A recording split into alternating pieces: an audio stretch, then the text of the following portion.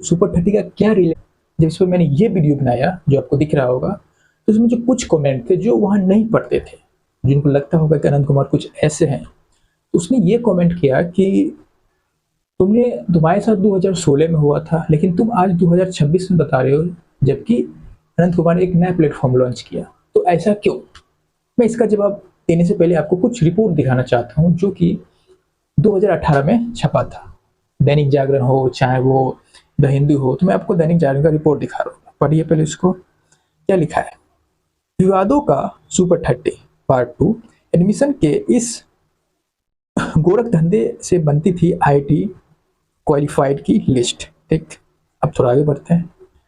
प्रसिद्ध गणितज्ञ व गरीब मेधावी बच्चों को आईटी में दाखिला दिलाने के लिए जाना जाने वाला कोचिंग संस्थान सुपर 30 इन दिनों विवादों के घेरे में है। कब कब आता है, 2018 का। संस्थान के छात्र ही रोज नए खुलासे के साथ सामने आ रहे हैं। नया खुलासा यह है कि संस्थान में नामांकन चाहने वाले चुने गए विद्यार्थियों को अनंत कुमार के सुपर 30 के एडमिशन के लिए मैसेज मिलता था, लेकिन पटना पहुंचने पर एडमिशन होता था रामानुजन स्कूल ऑफ मैथमेटिक्स। लिखा गया है। कब का रिपोर्ट है, 2018 का। मैंने एडमिशन कब लिया था, 2016 में। जब तक विद्यार्थी पूरा मामला समझते थे, देर हो चुकी होती थी। जब आपको पूरा पूरा पता चलेगा क्या हो रहा है, तब तक आप 24,000 दे चुके हैं। ठीक, अगला बात पढ़ते हैं क्या लिखा है।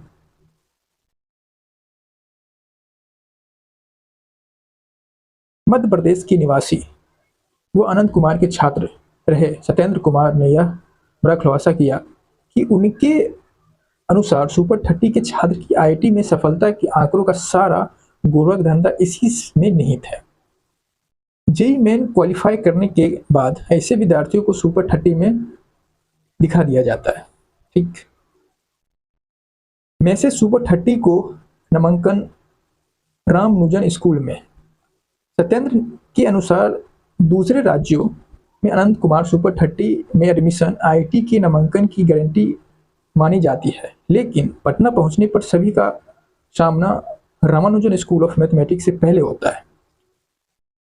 सिक्किम के एक छात्र का नाम नहीं जारी करने के आग्रह के साथ बताया कि उसे भी 2016 में सुपर 30 में एडमिशन के लिए मैसेज मिला था, लेकिन पटना पहुंचने पर प्रथम वर्ष रामानुजन क्लास में रहना पड़ा। अपेक्षा के अनुसार पढ़ाई नहीं होने के कारण 2 माह के बाद ही वह पटना से चला गया। झारखंड निवासी सुपर 30 के 2016 बैच के विद्यार्थी मृत्युंजय राणा की माने तो अनंत की ऊंची पहुंच के कारण विषय परिस्थितियों के बावजूद छात्र कुछ नहीं बोल पाते थे, लेकिन अब शोषित छात्र अपनी बात रखने के लिए आगे आ रहे हैं। कुछ आपको पता चला कि इतना बड़ा पहुंच है कि कोई उसके अगेंस्ट बोल नहीं पाता, लेकिन अब इतना किया गया तब लोग को बोलना पड़ रहा है। झारखंड निवासी सुपर 30 के 2016 के बैच के विद्यार्थी मृत्युंजय राणा की माने तो अनंत की ऊंची पहुंच के कारण विषय परिस्थितियां के मौजूद छात्रों कुछ नहीं बोल पाते, लेकिन अब शोषित छात्र अपनी बात रखने के लिए आगे आ रहे हैं। ठीक, रामानुजम स्कूल के 90% छात्र दूसरे राज्यों के रहने वाले होते हैं। अनंत कुमार से जुड़े विद्यानंदन का कहना है कि सुपर 30 के प्रवेश परीक्षा 10 राज्यों में होती है। इसमें से 1.5 से 2 लाख बच्चे शामिल होते हैं। हर साल लगभग 1000 दूसरे राज्यों के बच्चे को सुपर 30 में चयनित होने का मैसेज मिलता था।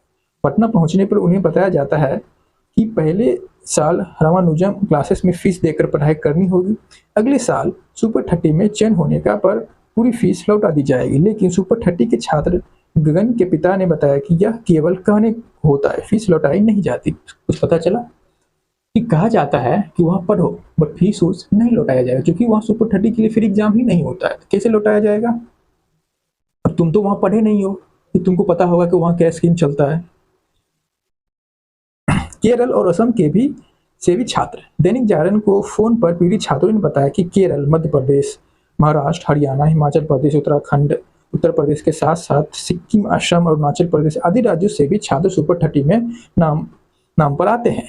कोटा में पढ़ाई कर रहे अभिषेक ने बताया कि साल में कितने टेस्ट आयोजित किए जाते हैं, इसकी भी जानकारी सार्वजनिक करनी चाहिए। अनंत कुमार की कुव्यवस्था के कारण हजारों बच्चों का भविष्य चौपट हुआ।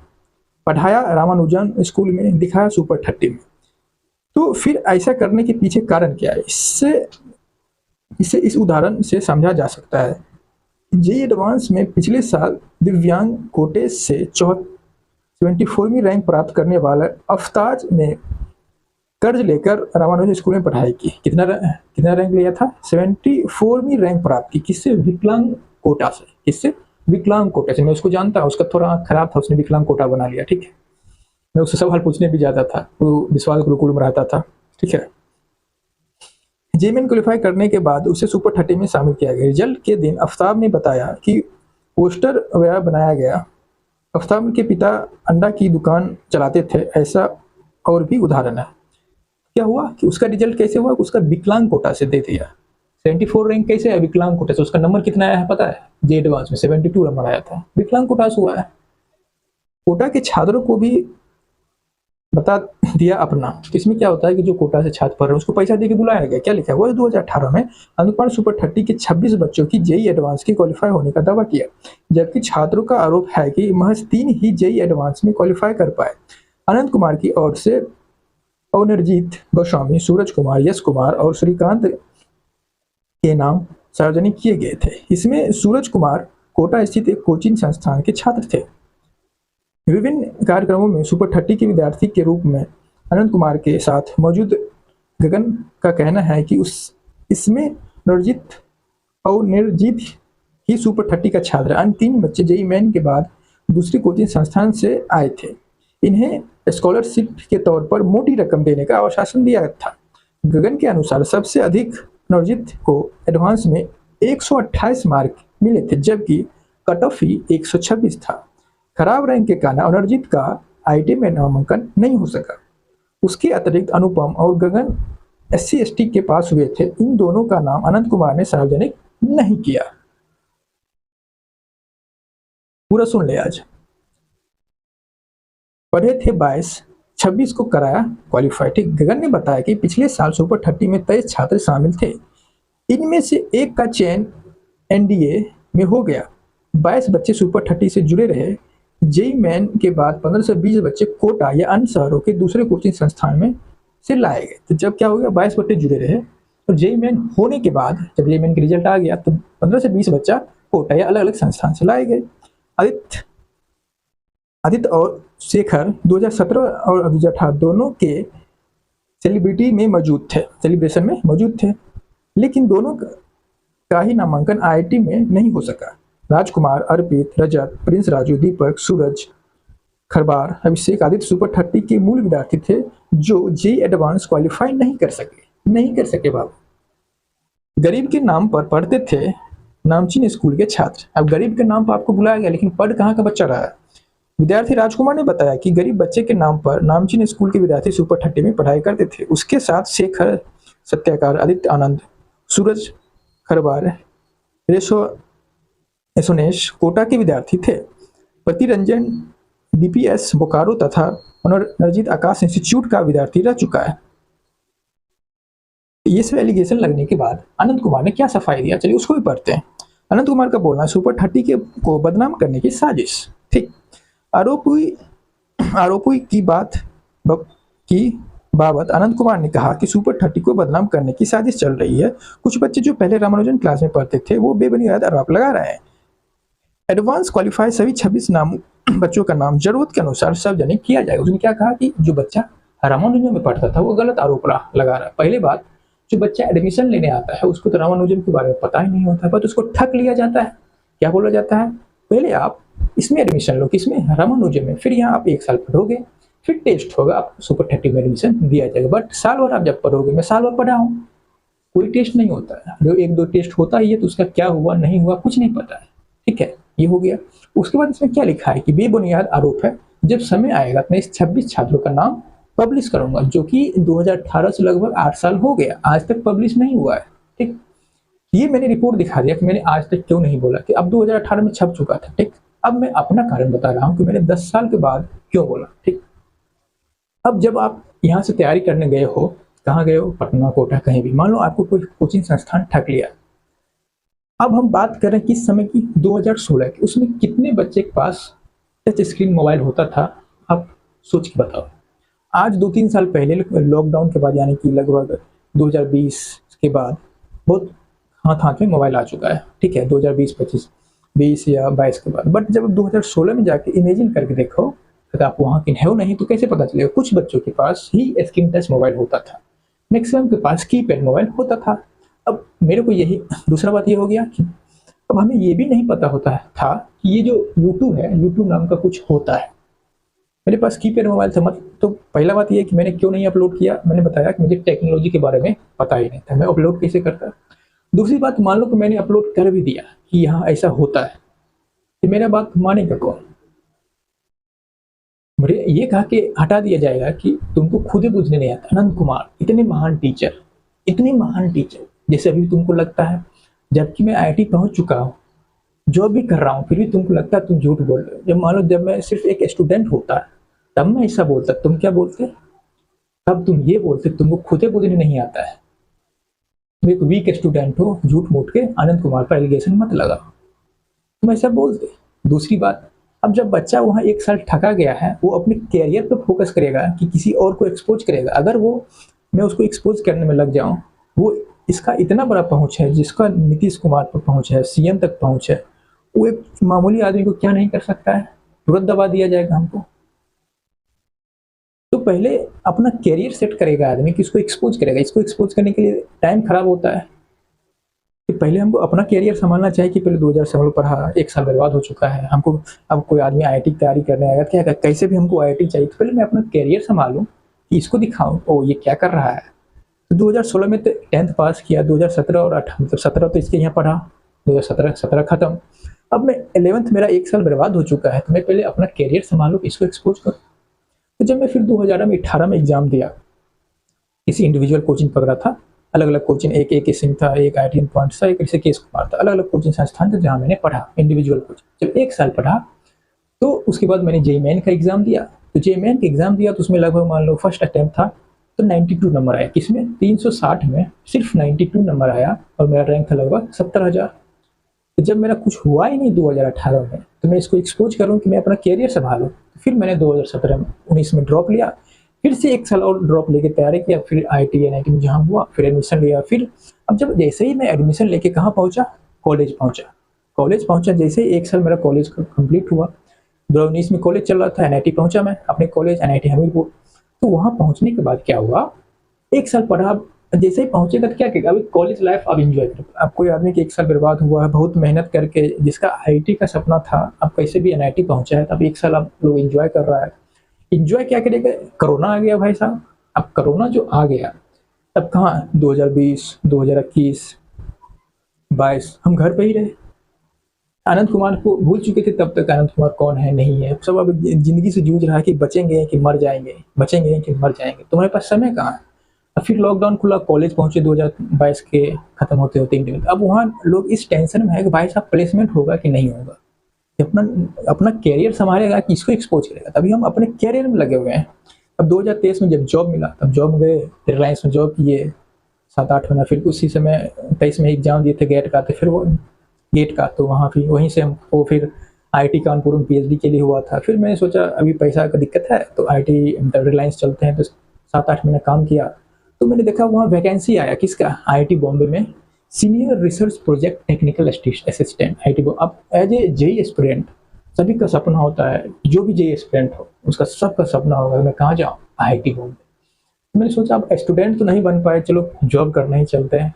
तो मैं वहाँ गया, अप्लाई किया, एग्जाम हुआ, टेस्ट हुआ, इंटरव्यू हुआ, और फिर मेरा सिलेक्शन हो गया। वहाँ मैं जॉब करने पहुँच गया as a lab assistant, senior research project technical assistant, lab में जो काम करता है उसी की तरह। ठीक, तब वहाँ काम करते करते एक दिन मैं मोबाइल स्क्रॉल कर रहा था, मोबाइल स्क्रॉल करते करते अनंत कुमार का वीडियो दिख गया, सुपर इन्फिनिटी करके। तो जैसे ही मैं अचानक से वो याद आ गया, मतलब दिमाग से मेरे निकल चुका था अनंत कुमार।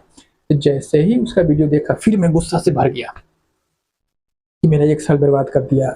अगर मैं इसके यहाँ नहीं पढ़ा होता तो मैं डायरेक्ट IIT बॉम्बे आता। ऐसे जो लंबा रास्ता NIT से, फिर रिलायंस से, फिर IIT आया, ऐसा नहीं हुआ होता, मैं डायरेक्ट IIT बॉम्बे आता, मैं कहीं और होता आज।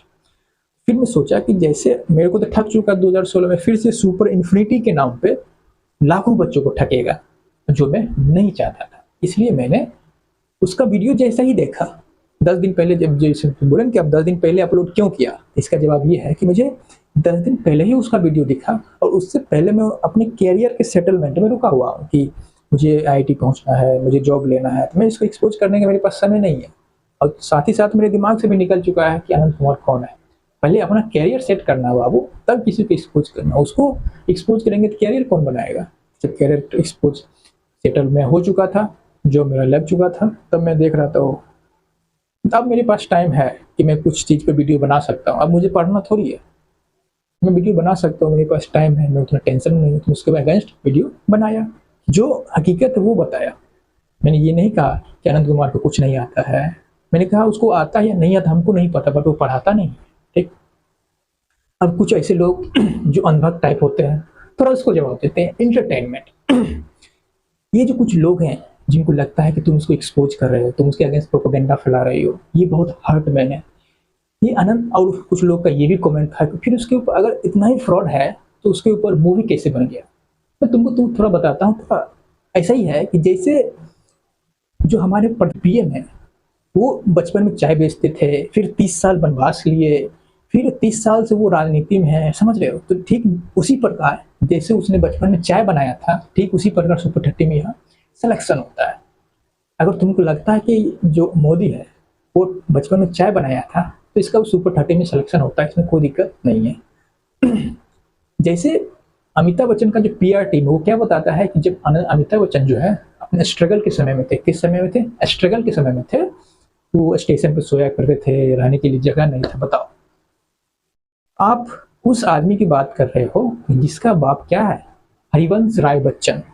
जिस समय लोगों का जो एवरेज इनकम है 1 रुपया नहीं हुआ करता था, उसके बाप का सैलरी था 500 रुपया पर मंथ।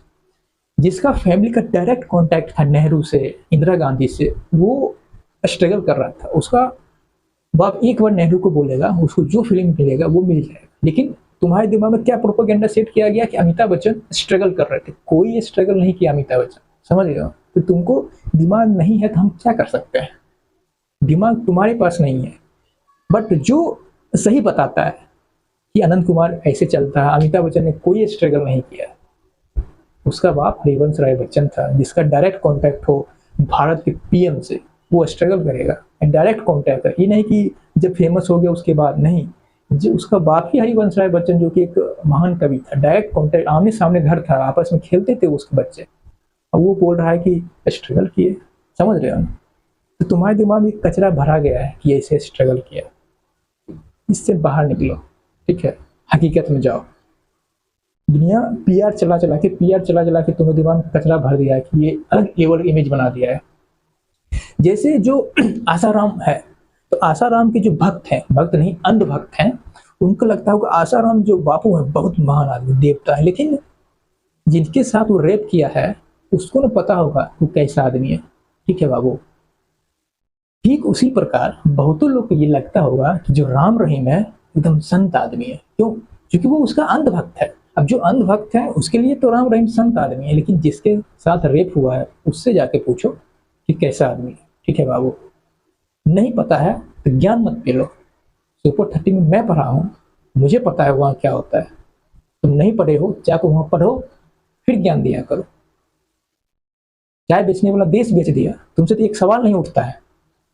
जो सवाल करने आए उसको बोलते हैं प्रोपेगेंडा फैला रहा है। तुम जैसे लोग के चलते देश गुलाम हुआ है। आज नीट पेपर लीक होता है, एसएससी जीडी पेपर लीक होता है, कोई सवाल करने वाला नहीं, और जो सवाल करेगा क्या सरकार का विरोधी है? जो झूठ है उसको झूठ बोला जाएगा। तुम जैसे लोग सुभाष चंद्र बोस, वीर कुंवर सिंह के लोगों को बदनाम करेंगे, बोलेंगे ऐसा लोग अब कहाँ होता है। ऐसा लोग तब भी होते थे और आज भी होते हैं, लेकिन तुम जैसे चाटुकार लोग, जैसे अंग्रेज के चाटते थे, ऐसे इन लोग के चाटते हैं। जो सत्ता में आ गया उसको चाटते रहो, बस उसको पता ही नहीं है उसके क्या है।